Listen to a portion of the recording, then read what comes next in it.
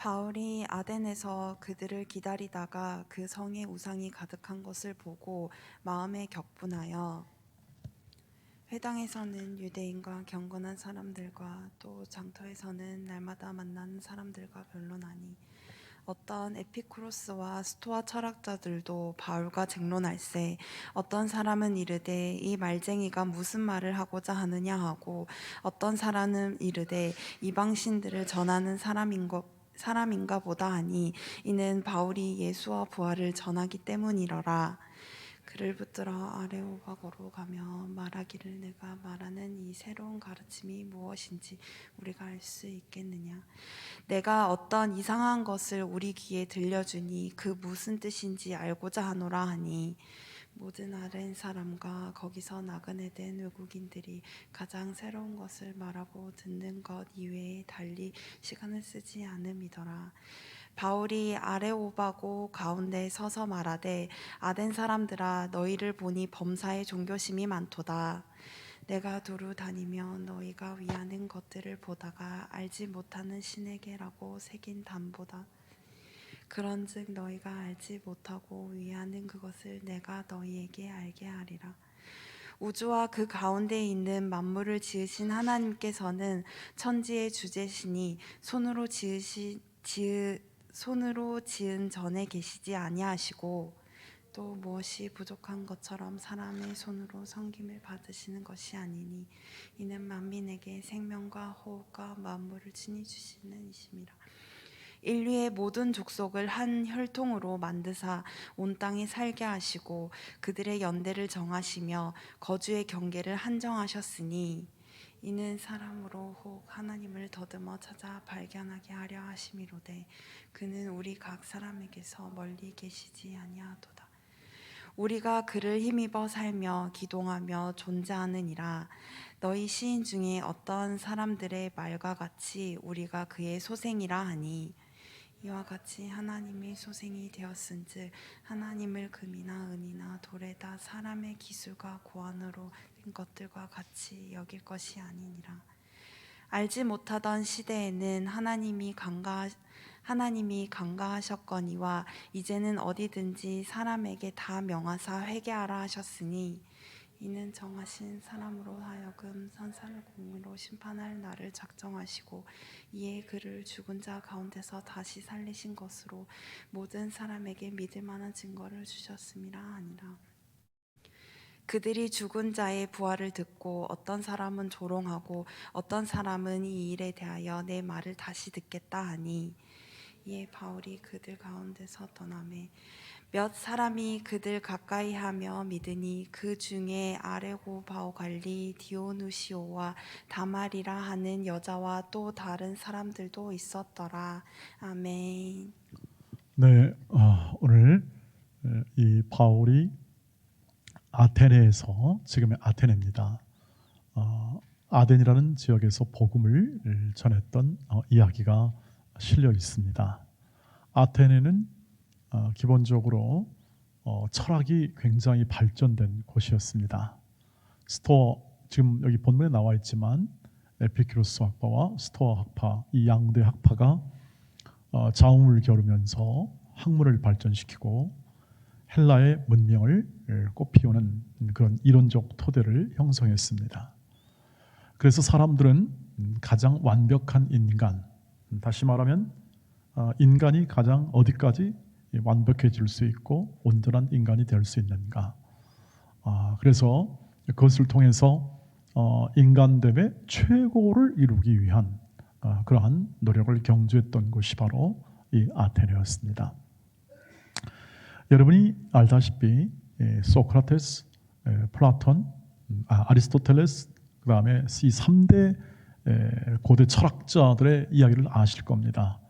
여러분이 고대 철학사를 읽어보거나 혹은 또 이 모든 이 개별적으로 이 철학자의 글을 읽어보는 경우가 아마 있었을 거라고 생각하는데, 우리는 뭐 다 읽지는 못하더라도 그 유명세에 대해서는 익히 알고 있을 것입니다. 이런 곳에서 바울이 갑니다. 근데 흥미롭게도 그 안에는 우상이 많습니다. 어떻게 철학이 발전된 곳에 우상이 많을까? 우리는 우상을 이렇게 단순한 미신 정도로만 생각하면 그건 다시 잘 마음이 이렇게 연결이 안 되는 거죠.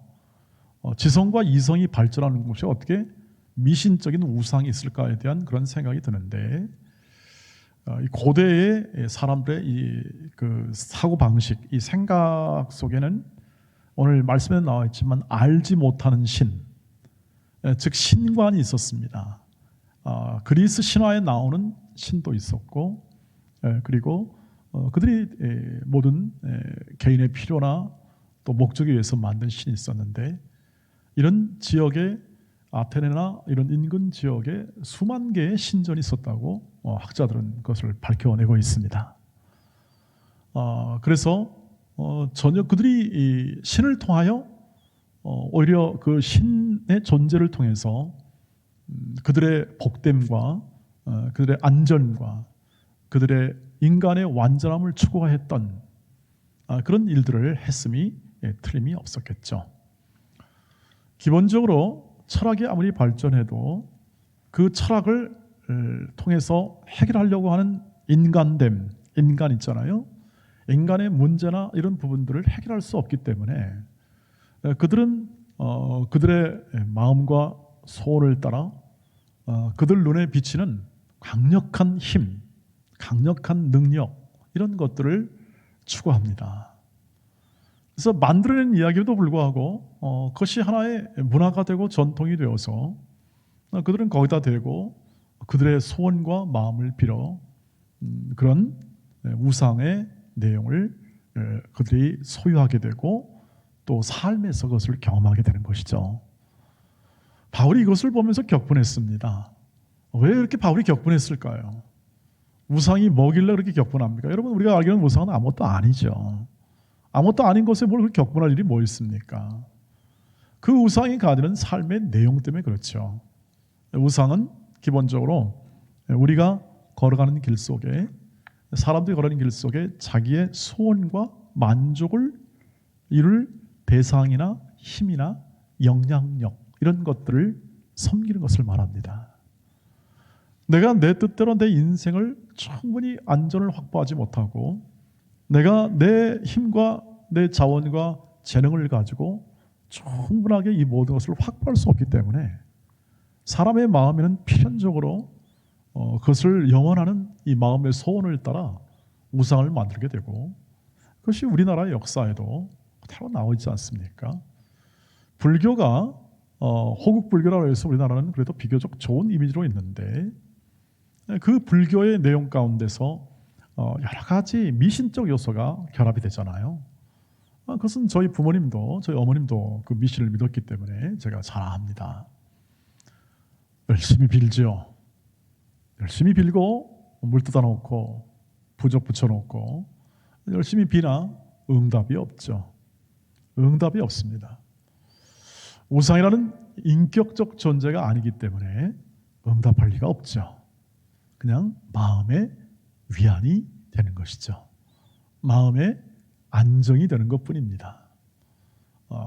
확실하게 그 삶과 인생을 변화시킬 만한 그 비는 사람의 모든 소원과 만족을 다 이룰 만한 인격적 존재가 못 되기 때문에 그것을 이룰 수가 없는 것이죠.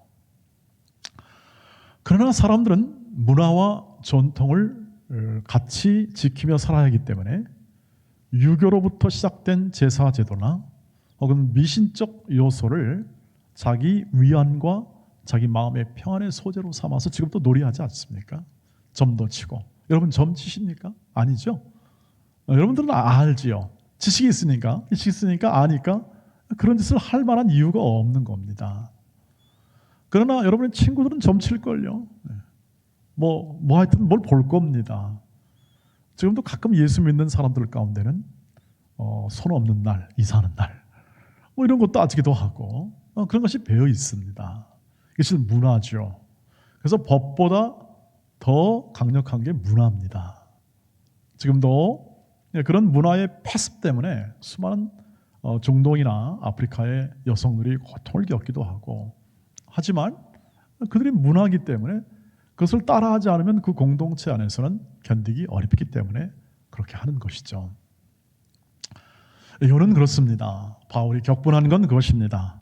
이렇게 응답 없고 메아리가 없는 이 우상 앞에 시간을 낭비하고 섬기고 하면서 쓰는 모든 에너지, 특별히 이 하나님의 관점에서 보면 전혀 쓸데없는 것에 시간을 내어 살아가는 것, 이것이 방탕이기 때문에 하나님이 만들어준 하나님의 형상을 가진 고귀한 한 인격체를 가진 인간이 그런 일을 행하는 것을 보고 격분하는 겁니다.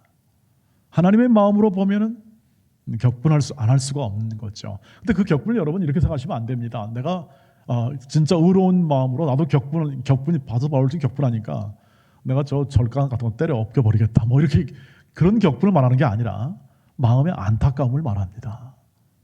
가련한 이 인생의 그 시간들을 저런 헛된 것에 보내는 것에 대한 안타까움의 분노입니다. 에이 이런 여기 있잖아. 여러분 부모님이 가끔 이러죠. 에이 이런 그냥 하면서 분노할 경우 있지 않습니까? 왜 그렇게 헛된 것에 너의 시간을 쓰느냐 이 뜻 아니겠습니까? 공부해야 할 때 공부하지 않고 일할 때 일하지 않고 그러면 그것은 사람의 마음에 시간을 허비하는 마음 때문에 격분이 일어날 수밖에 없는 것이죠. 자, 이로 인하여 바울이 복음을 더 열심히 전합니다. 안 되겠다. 내가 더 복음을 더 열심히 전해서 이 무지와 그리고 이 영적으로 깨어있지 못함에 대한 이 사람의 모든 이 낭비와 방탕을 복음을 전함으로 그렇게 이 문제를 해결하겠구나 그런 생각이 드는 것이죠. 복음을 가진 사람들의 공통적 마음이라고 생각합니다. 왜냐하면 그 길이 진리의 길이고 생명의 길이고 의의 길이고 우리 인생의 가장 고귀한 길이 복음을 따라 사는 삶임을 믿기 때문에 그렇습니다. 그것이 하나님이 가르쳐 준 것이고 그것을 이루는 것이기 때문이죠. 자, 그러면 이 안타까운 격분 속에서 바울이 전한 복음이 무엇입니까? 이 복음의 내용이 무엇이죠? 오늘 그것을 추적해 보고자 합니다. 이 철학이 발전하고 동시에 우상이 난무하는 이 좀 모순된 것처럼 보이고 그러나 그들은 자부심이 대단히 강했습니다. 이 대단히 이 자신의 그 인간의 그 온전함과 완전한 인간을 추구했던 그 당시 당대에서는 최고의 문명이었죠. 이런 사람들에게 복음을 전한다고 했는데 그 복음의 내용이 무엇이냐 하는 거죠. 그것을 오늘 보면 보다 분명하게 바꿔 말하지 않고 명백하게 누가는 기록을 하고 있습니다. 뭘 전했는가? 18절 말씀을 한번 같이 여러분 읽어보겠습니다. 18절 이렇게 되어 있습니다. 어떤 에피쿠로스와 스토아 철학자들도 바울과 쟁론할세 어떤 사람은 이르되 이 말자이가 무슨 말을 하고자 하느냐 하고 어떤 사람은 이르되 이방신들을 전하는 사람인가 하니 이는 바울이 예수와 부활을 전했습니다. 예수와 부활. 네, 방송실 적절하게 나와 같이 호흡을 해주면 내가 얼마나 아주 마음이 편하게 될까요? 한번 보여주시길 바라고. 여러분 보세요. 예수와 부활을 전했다 합니다. 부활이라는 게 뭡니까? 죽은 자가 살아났다. 여러분 납득이 됩니까? 왜 이런 부활을 전합니까? 여러분 지금도 여러분 우리가 복음 전할 때 부활 얘기합니까? 잘 안 하죠. 왜 안 할까요? 사람들이 안 믿어주니까. 사람이 안 믿어줍니다. 사람이 안 믿어주니까 얘기를 안 하죠. 우리는 효과를 생각하잖아요. 효율을 생각하잖아요. 여러분 전도할 때도 우리 효율을 생각하잖아요. 우리가 모든 믿는 바를 어떻게 효과적으로 전할까 고민 많이. 그래서 뭐 전도협회도 만들고 전도 방법도 만들고 많이 만듭니다. 열심히 하려고 하는데 그 방법이 그러니까 전하는 방법이 효과적이어야 효과가 나지 않겠는가 하는 것이 우리의 생각인데 아쉽게도 부활은 효과적이지가 않아요. 이해가 안 되는 게 부활 아니겠습니까? 과학적으로 납득이 됩니까? 여러분 동료들한테 친구들한테 부활 얘기하면은 그래 그건 네 생각이고 참 접어라 접고 우리 마시자 뭐 이렇게 하지 않겠습니까? 뭐 그렇게 말도 안 되는 얘기는 좀 내가 친구니까 봐주니까 그냥 거기서 끝내라 이게 아니겠습니까? 이 얘기에 대해서는 뭐 납득이 안 가는 것은 분명합니다. 과학적으로 죽은 자가 살아났다는 전례가 없는 거예요. 이 당시 헬라 사람들도 이 그리스 사람들도 죽은 자가 살아난다 이건 개념이 없는 거예요. 말도 안 되는 얘기죠. 개념이 없으니까. 여러분 그래서 개념이 깔려야 거기에 그 개념이 해석이 되고 그리고 거기에 지식이 들어가서 거기에 가치가 생성이 되고 그리고 삶이 거기서 나오게 되는 건데 그 과정이 밟기가 어렵습니다. 부활이라는 게. 그럼 왜 바울이 그걸 몰랐을까요? 바울이 그러면 이 부활하는 것을 이 사람들이 틀림없이 이해했을 것이다. 그리 생각하지 않았습니다. 왜냐하면 이거는 사람이 납득할 수 없는 말이고 그리고 개념이기 때문에 그렇습니다. 지금 제가 우리 여기 당장 이 바깥에 나가서 여러분 예수님께서 죽었다가 3년 만에 부활했습니다. 그러면 설교하시네 이렇게 그럴 거예요. 설교하시네. 그러면서 이럴 때 그 설교하시는 의미를 알죠? 말도 안 되는 얘기를 교훈적으로 읊는 것을 좀 비꼬아서 설교하시네 그렇게 얘기하잖아요. 그것은 나는 납득이 안 된다 이 뜻입니다. 나는 그것을 해석할 수가 없다. 내 이성과 지성으로 해석이 안 되는 것을 어떻게 그것을 나보고 들으라고 하느냐. 집어쳐라. 뭐 이렇게 강하게 얘기는 못하고 얼굴이 있으니까 그냥 외면하고 말고 화제를 다른 데 돌려서 하기 마련입니다. 맞습니다. 그래서 저도 잘 얘기 안 합니다.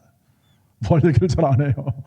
해봤자 안 믿는데 뭐 믿을 것 같지 않아요. 자, 이것이 사람이 많은 기본적인 생각입니다. 근데 왜 부활이 계속 전할까요? 뒤에 보시면 30살에도 또 계속 부활 얘기해요. 그런데 여기서 오늘 본문을 전할 때 바울이 약간은 그래도 현재 그들의 삶의 정황에 관한 그러한 내용은 얘기했습니다. 예를 들면 그들이 많은 다실론이잖아요. 여러분 그리스 신화 책 읽어보셨습니까? 그리스 신화. 그리스 신화에 나오는 여러 신들이 있죠. 제우스 신, 뭐 포세이돈, 뭐 아레나 이런 신들이 있잖아요. 요즘 많이 인용들 하죠. 뭐 캐릭터도 만들기도 하고.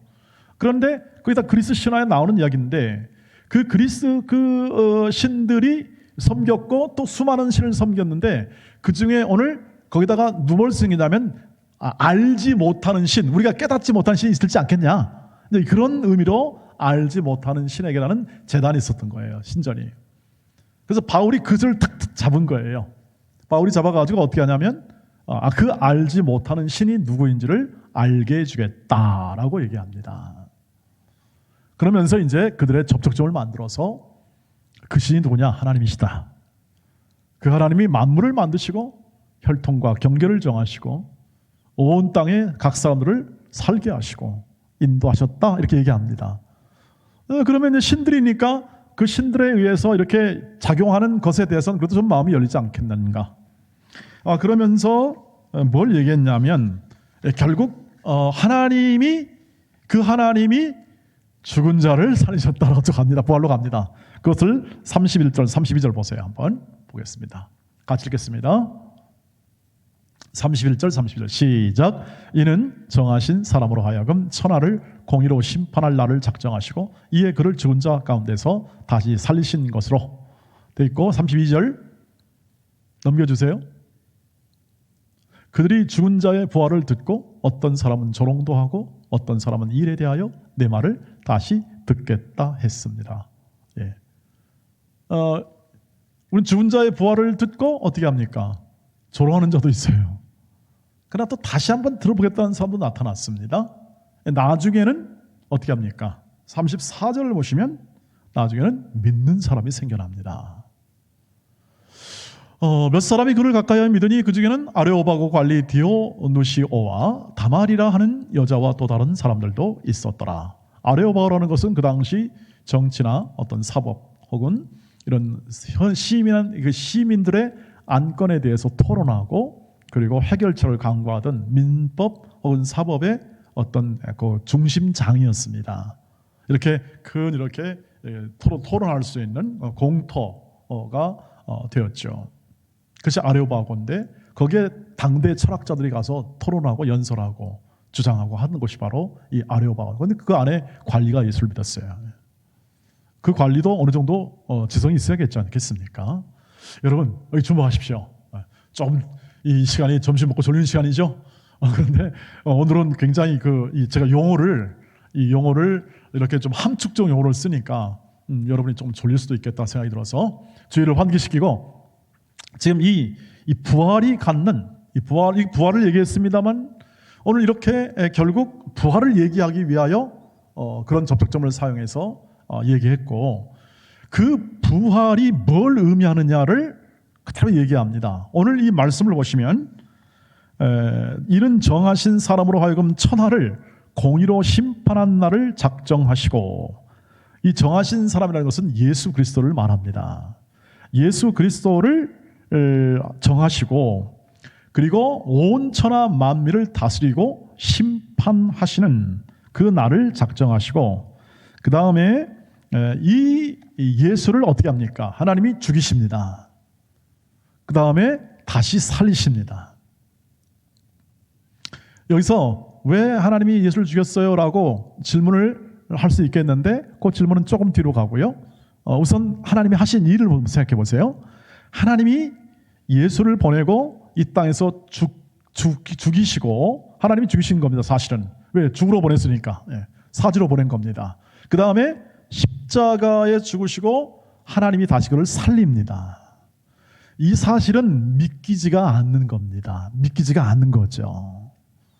도무지 믿을 수 없는 일인데, 하나님의 도전은 뭐냐면, 자, 나는 너희들이 믿을 수 없는 일을 행하는 사람이다. 사는 하나님이시다. 이것을 얘기합니다. 나는 너희가 믿든지 안 믿든지 하는 것이 아니라 믿을 수 없는 일을 쉽게 행하시는 하나님이시다. 구원이란 그런 거다, 이 뜻입니다. 여기까지 가셔야 합니다. 하나님이 죽은 자 가운데 살리시는 것을 할 수 있겠습니까, 여러분? 하나님이 죽은 자 가운데서 살리시는 것을 나는 믿을 수 없어도 하나님은 하실 수 있잖아요. 왜? 천하 만물을 만드시고 천하 모든 인간을 택하시고 그 모든 경계, 나라와 경계와 모든 조건 안에서 살게 하신 하나님이시니까, 그 하나님이 어떻게 합니까? 친히 죽이기도 하시고 살리기도 하시고, 그리고 친히 그 모든 것을 심판하시는 하나님이라는 사실을 알게 하기 위하여 예수를 죽이신다. 그리고 살리신다. 이 뜻입니다. 도전이죠. 우리에게 도전입니다. 안 믿는 자에게 도전하는 겁니다. 자, 그러면 결과는 어떻습니까? 안 믿죠. 그래서 조롱이 나옵니다. 조롱이. 그건 너나 믿어라. 그런데 믿는 사람이 생겼다. 이 말은 무엇입니까? 하나님이 믿게 합니다. 그래서 믿음은 하나님이 주시는 거예요. 내가 믿게 하겠다 이겁니다.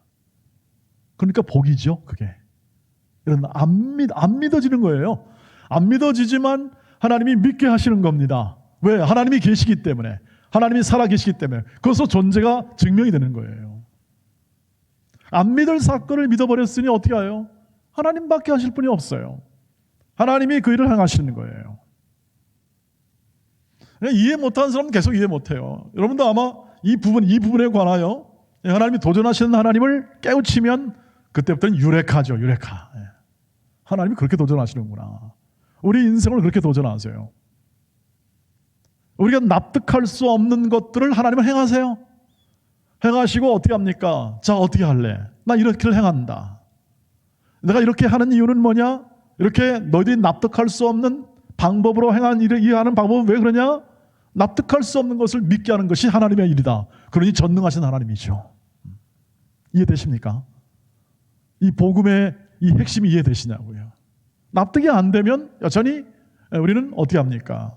왜 죽이셨냐요? 아니면 그거 해결할 수 없는데요? 라는 선까지밖에 안 갑니다. 오늘 이 말씀은 그걸 얘기하는 겁니다.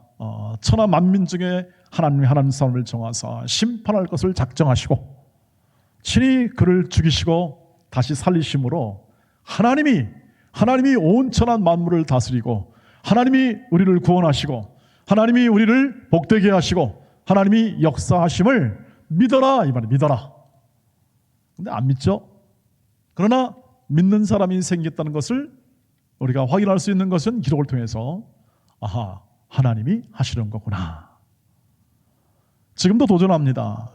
부활 생명으로 우리는 살아났습니다라고 부활절날 외치고 또 설교 때 부활의 생명으로 우리가 다시 거듭날 것입니다라는 말을 계속 하는 이유는 무엇입니까? 도전하는 겁니다, 여러분. 안 믿어지죠? 믿어질 때까지 하나님이 계속 파고들 겁니다, 여러분들. 왜? 여러분 사랑하시니까. 믿음을 주시고 인도하시니까. 오늘의 것은 그것입니다. 부활 생명으로 다가오는 이 하나님의 복음이 오늘 십자가로 인하여 다시 살리신 하나님의 그 능력 행하심, 그 능력 행하심을 믿을 거냐 안 믿을 거냐. 이게 안 믿어지면 어떻게 합니까? 아직 그 믿음의 그 복을 도달하지 못한 것이고 그 깨달아지는 그 순간까지 우리는 좀 더 시간을 기다려야 합니다. 그러나 그 깨달은 만큼, 깨우치는 만큼 그것을 은혜라고 말을 합니다. 우리는 아는 만큼 행할 수 있고 우리가 아는 만큼 우리의 삶에 변화가 있기 때문에 그렇습니다. 그렇죠? 개념이 없으면 변화가 없습니다. 그냥 전통과 흐름 속에 내 인생을 맡기고 살아가는 거죠. 오늘 그래서 이 부활 생명으로 다시 살리신 예수 그리스도를 바울이 증언함을 통해서 결국 입증이 됩니다. 믿을 수 없는 사실을 믿게 하시는 하나님, 그러니 기가 막힌 하나님이시다. 우리의 생각을 넘어선 하나님이다. 그런데 그것이요, 단순히 그냥 그 사실에만 있지 않고 그것이 우리에게 향하여 있어요. 그것을 고린도전서 15장 51절 54절입니다. 한번 보시죠. 고린도전서 15장, 이 부활장입니다. 일명 보라, 내가 너에게 비밀을 말하노니 우리가 다 잠잘 것이 아니요 마지막 나팔의 순식간에 호련히 다 변화되리니 나팔 소리가 나면 죽은 자들이 썩지 않을 것으로 다시 살아나오고 우리도 변화되리라. 53절, 이 썩을 것이 반드시 썩지 아니할 것을 입겠고 이 죽을 것이 죽지 아니함을 입으리로다. 54절, 이 썩을 것이 썩지 아니함을 입고 이 죽을 것이 죽지 아니함을 입을 때는 사망을 삼키고 일이라고 기록된 말씀이 이루어지리라. 마지막 날에 호련히 나팔 소리가 나잖아요. 이때 우리의 몸이 어떻게 변화될지에 대하여, 즉 우리를 어떻게 부활 생명으로 온전케 마지막 날에 만들 것에 대하여 바울이 증언하고 있는 것이죠. 어떻게 될 것 같습니까, 여러분? 이 말씀을 해석하면 우리가 이 부활 생명으로 어떻게 될 것 같습니까? 같은 말을 이렇게 반복해서 다시 한번 표현하면 예수와 같이 됩니다. 예수와 같이. 그게 빌립보서 3장에 나와 있는 주께서 다시 오시는 날 우리의 몸의 상태를 얘기합니다. 그것이 잘 이해가 안 되죠? 예수의 몸은 어떤 몸일까? 그러면 그 변화된 몸은 어떤 몸일까? 성경에서 약속된 가장 완벽한 온전함을 말합니다. 성경에서 약속되고 계속 소망으로 주어진 가장 온전한 몸이죠. 예수께서 부활하신 다음에 제자들이 경험했던 예수와 같은 그러한 부활의 몸과 같은 몸을 우리가 갖게 될 것이라는 그런 것이 바로 오늘 바울의 증언입니다. 어떻게 될지는 잘 모르겠습니다. 저는 사실 솔직히 말하면 어떤 형태로 될지는 저도 감이 안 잡힙니다.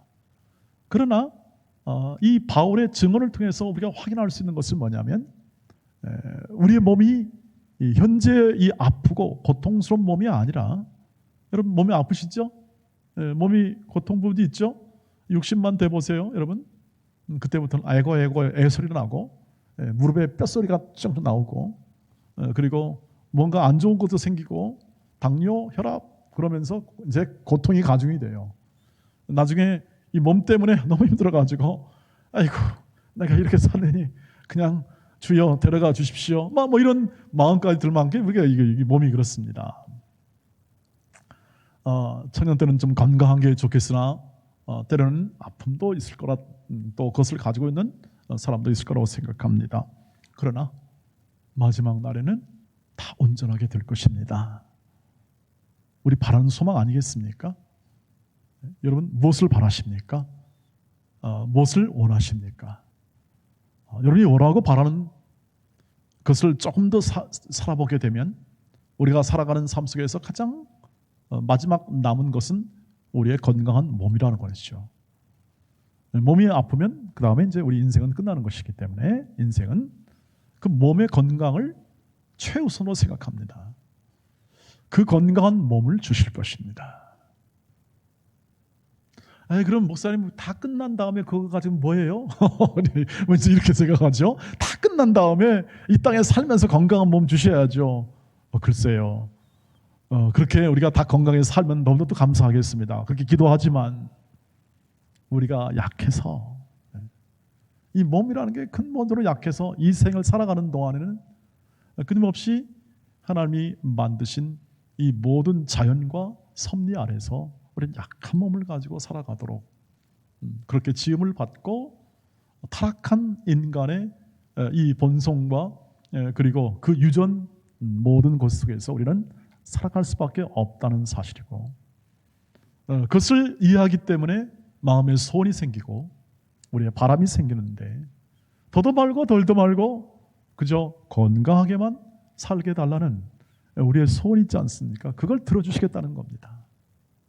그걸 온전한 몸과 마음으로 주께서 오신 날 이루시겠다는 것입니다. 그러면 보세요. 그러면 마지막 날에 되니까 오늘 현재는 뭐냐? 현재는 뭐냐? 그냥 우리 현재 삶은 무엇이냐? 지금 내가 걸어가는 이 부활 생명으로 살아가는 삶은 무엇이냐? 감사와 기쁨이죠. 하나님 주신 감사와 기쁨입니다. 성령으로 다스리는 인생과 삶이 감사와 기쁨의 삶을 유발하도록 성령께서 우리 안에서 일하십니다. 우리를 온전케 하신다는 거죠. 몸은 약해지는데 겉사람은 후패해지는데 속사람은 날로 새롭다는 말이 그 뜻입니다. 내 인생과 내 모든 육신은 더 약해지는데 점점 약해집니다. 정점은 40대예요. 인생의 정점은 40대에서 50대로 가면 갈수록 약해지는데 내 속사람, 하나님을 믿는 신앙과 하나님과 동행하는 마음과 우리의 심령은 더 견고하고 여러분 어른들 그렇잖아요. 내 마음이 어때? 나이가 어때서 내가 28 청춘인데 이렇게 말하지 않습니까? 그 팔팔하고 건강한 심령과 그 마음을 하나님이 키워내시고 어떤 순간 어떤 환경 속에서도 하나님의 사랑 안에 거하여 우리의 모든 인생과 삶의 부요함이 이 인간으로 살아가는 부요함과 감사가 흘러넘치도록 하나님이 인도하십니다. 그것이 신약성경에 깔려 있잖아요. 그 삶을 사는 거죠. 그래서 이렇게 말합니다. 너는 부활 생명의 크신 영광의 은총과 인도 아래 살고 있음을 언제나 깊이 생각하라. 너의 인생과 너의 삶의 모든 조건과 환경 안에서 하나님의 강력한 붙드심이 있음을 확인하라. 그래서 우리가 찬송하는 거죠. 찬송할 때는 평안하시죠? 여러분 마음에 찬송할 때는 그렇게 평안한 이유는 뭐냐면 그분을 주목하고 그분이 행하심과 인도하심을 묵상하고 그분을 곡조 있는 노래로 곡조 있는 이 고백의 기도를 하나님 앞에 드리기 때문에 그것이 내 영혼의 심령에 평강을 주고 그 안에 담대함을 주십니다. 그 힘으로 사는 것이죠. 그와 함께 산다는 것은 그 힘으로 사는 것을 말합니다. 부활의 명백한 사실을 일으키신 하나님. 그래서 나팔을 부르듯이 여러분 나팔을 따따따따 부르면 그 사람이 깨어나잖아요. 부활의 나팔을 부른 듯이 오늘 이 부활 사건은 그래서 이 모든 인간들에게 하나님이 나팔을 부는 겁니다. 자 보아라. 너희들이 도무지 납득할 수 없고 도무지 이해할 수 없는 그러한 이 모든 엄청난 사실, 이 부활의 사건을 나는 순식간에 일으킨다. 그리고 너희를 구원한다.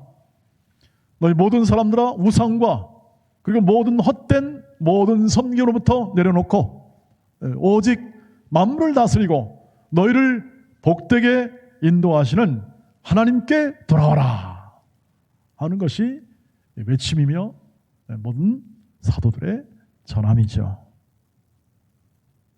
그것을 믿음으로 반응했던 사람들이 하나님이 마음을 열어주어 그 인생을 살게 하신 분이라는 사실을 생각해 보면 믿음은 얼마나 보배로운 것인지 확인할 수가 있습니다. 아무나 다 갖고 싶다고 갖는 것이 아니라 하나님이 붙드시고 하나님이 택하시고 하나님이 인도하시며 하나님이 그 인생과 삶 가운데 하나님의 영광을 담는 사람들입니다. 하나님의 영광을 담는 사람들이에요. 더 깊이 이해하고 더 풍성하게 이해하고 그것을 더 누리시기를 주의 이름으로 축복합니다. 그 시절 때 그래서 치열하게 우리 이 청년의 시절 때 그 하나님의 일하심과 그 영광스러운 임재와 그 역사하심을 더 구체적으로 확인하고 누리며 그 인생의 기틀을 굳건히 놓으시고 신앙을 발전시키시고 그 신앙 속에 있는 예수 그리스도의 부활의 생명력을 힘있게 우리 마음 가운데 품고 그것을 증거할 수 있는 그러한 사람으로서 살아가시고 말하지 않으면 가만히 있어도 됩니다. 그러나 할 만한 말할 수 있는 상황과 여건이 된다고 판단된다면 주저없이 그 부활 생명의 예수를 소개하고 나누십시오. 안 믿을 수 있습니다. 조롱할 수 있습니다. 거절당할 수 있습니다. 당연합니다. 그러나 하나님이 믿게 하십니다. 하나님이 믿게 하세요. 말도 안 되는 일을 믿게 하시는 하나님이시기 때문에 우리를 놀래키고 우리를 그 하나님의 거룩하심에 참여할 수 있는 그 크신 힘을 우리는 반전케 하시는 하나님으로 우리가 알고 우리가 믿을 수 있고 우리가 사랑할 수 있습니다. 엄연합니다. 그리고 하나님의 뜻은 워낙 커서 우리가 다 헤아릴 수 없지만 하나하나 그것을 깨우치면서 하나님의 일하심을 바라보고 살아가는 것은 우리 믿는 자의 최고의 복과 은혜인 것을 확실히 믿고 오늘도 부활 생명 그것이 다른 사람의 것이 아닌 나의 것임을 알고 우리는 내일을 바라볼 수 있고 내일을 준비할 수 있습니다.